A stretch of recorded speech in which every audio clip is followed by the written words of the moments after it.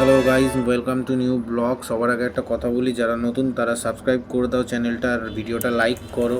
Short একটা video বানিয়েছি, আর ভিডিওটা দেখতে থাকো, সঙ্গে থাকো, বুঝতে পারবে সব কিছু আস্তে আস্তে। গাড়ি কিনতে যাবে, খুশিটা ধরে রাখতে পারছে না কিছুতে।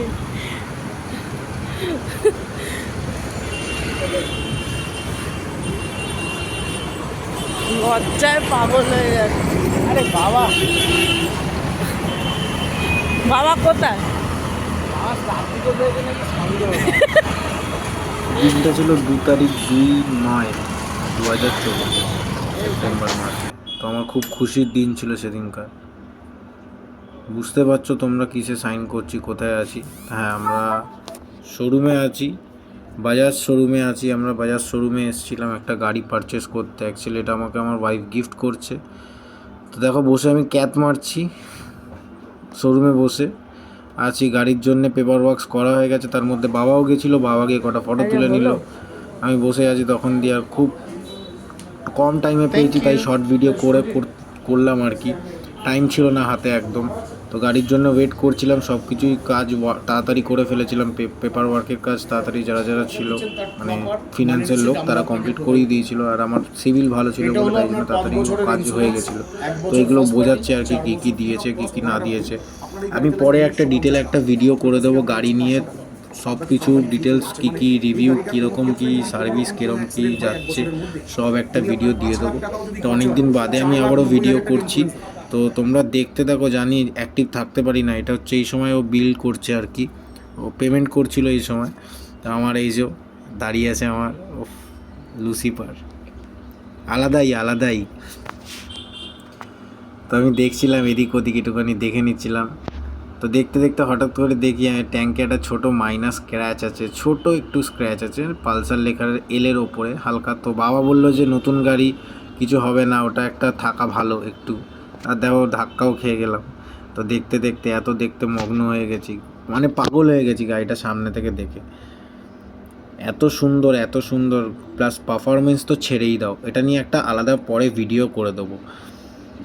আর খুব তাড়াতাড়ি একটা নতুন চ্যানেল আসতে চলেছে। দেখো, আমাদের কিছু প্রিসিয়াস মুমেন্ট, যেটা আমি যখন ডেলিভারি নেওয়ার পর খুব টাইমও হয়ে গেছিলো, রাত্রির বেলায় বাড়ি চলে এসেছি পরের দিন সকালে এটা। তো দেখো, পুজো দেওয়ার সময় আমরা পুজো দিতে যাচ্ছিলাম, কারণ সেদিনকার রাত হয়ে গেছিলো, রাত 10টা বেজে গেছিলো ফিরতে ফিরতে। মা বললো পরের দিন ভালো দিন আছে, তো সেদিনকার গিয়ে পুজোটা দে। মঙ্গলবারও ছিল, তো মঙ্গলবারে আমরা সকাল সকাল রেডি হয়ে গেছি, 8টা বাজে তখন রেডি হয়ে গেছিলাম। আমরা বেরোবো, ঘরের ঠাকুরকেও পুজো দিয়ে দিয়েছিলাম। এবার বেরিয়ে আমরা ফার্স্টে আমার বাড়িতে যাব। আলাদা বাড়িতে কেন থাকি, কী জন্য থাকি, সেটারও একটা ভিডিও আসবে। আমি অ্যাক্টিভ থাকতে পারি না আমরা চ্যানেলে, তখন ওটা দিয়ে আর একটা ভিডিও দেখিয়ে দেবো। এই যে আমার পুরনো নীলাবতী দাঁড়িয়ে আছে, পুরনো বলবো না, ও আমার সাথ দিয়েছে, ওকে আমি কোনোদিনও ছাড়বো না। তো এই যে এখন রেডিওতে ব্যস্ত, বলছিলাম তাড়াতাড়ি চলো। কখন আমি গাড়িও চালাতে পারিনি, এসে কাল টাইম হয়ে গেছিলো, রাত্রি 10টা বেজে গেছিলো। আর আমি আমার গাড়ি ওই বাড়িতে রাখি। দেখো, কিছু ক্যাত মারা ফটো আমাদের।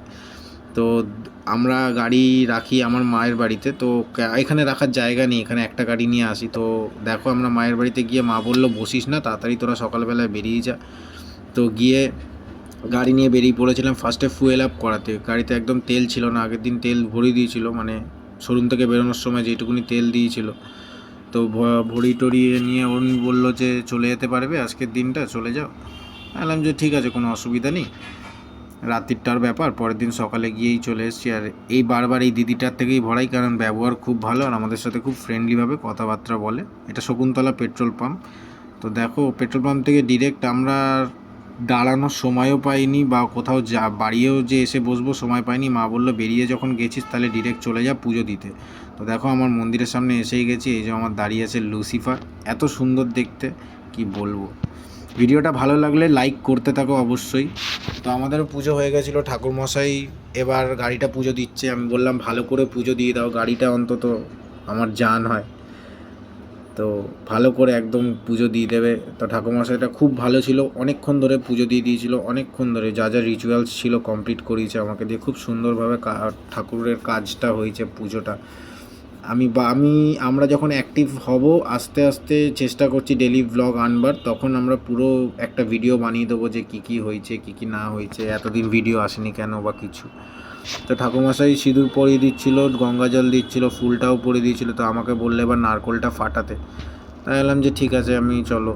বলেছে একবারেই ফাটাতে। আমি বললো ঘুরিয়ে নিয়ে একবারে, তো একবারেও ফেটে গেছে, খুবই ভালো। না ঠাকুরমশাই বললো খুব ভালো হয়েছে। আর জলও প্রচুর জল ছিল, নারকোলটা দেখতে ছোট কিন্তু খুব জল ছিল। তাই আমি পুরো জলটা গাড়িতে পুরো ছিটিয়ে ভিজিয়ে দিয়েছি। তো আগের দিন রাত্রিবেলা এত এক্সাইটেড ছিল, আমি গাড়ি পাওয়ার পর খাইও নি, আর সারাদিন কিছু খেয়েও ছিলাম না। সকাল থেকে খুব খিদেও পাচ্ছিলো। তো আমি বললাম যে তুমি তাড়াতাড়ি চলো, আর গাড়ির নাম্বারও ছিল না, কোথাও বেরোতেও পারবো না আমরা বললাম যে তাড়াতাড়ি চলো, বাড়ি গিয়ে গাড়িটা রেখে দিই, যখন নাম্বার প্লেট পাবো তখন তো ঘুরবোই, এখন কি আছে। আর সবথেকে বড় কথা, আমি 125 সিসি থেকে ডিরেক্ট 400 সিসিতে গেছি। তো একটু হ্যান্ডেলিংটা একটু প্রবলেম করছে, তো আস্তে আস্তে ঠিক হয়ে যাবে। তো দেখো চলে এসেছি বাড়িতে এসে তো গাড়ি সবার পছন্দ হয়েছে, সবার গাড়ি পছন্দ হয়েছে, গাড়ি বলো, গাড়ির কালার বলো, সবার পছন্দ হয়েছে। দিদি কথা বলছে বাড়িতে, আমরা তখন এসেছি, আমি তখন গাড়ি দেখছিলাম আর রিমি ভিডিও করে যাচ্ছিলো কন্টিনিউয়াস। তো দিদি বসে আছে ওখানে, মারা সবাই কথা বলছে। মা দিদা এসেছিলো অনেকদিন বাদে, বড় মা দিদা কথা বলছে, আমি এখানে আছি। আর এদিকে দিদি ছোটোটাকে ভাগ্নেকে খাওয়াচ্ছে, আমার বোনও সবে এসছে স্কুল থেকে, জেঠু সবে টিফিন খেয়ে উঠেছে। আর এদিকে দেখো ছোটোটা ঘুরে বেড়াচ্ছে। আর ছোটোটা তো বলছে আমার গাড়ি, আমার মামুর গাড়ি, ও আমায় খুব ভালোবাসে, আমাকে আর আমার বউকে। তো এবার টাইমও হয়ে গেছিলো বাড়ি যাওয়ার। চ্যানেলটা সাবস্ক্রাইব করে দাও, ভিডিওটা ভালো লাগলে লাইক করে দাও। থ্যাঙ্কস ফর ওয়াচিং, দেখা হচ্ছে নেক্সট একটা ভিডিও।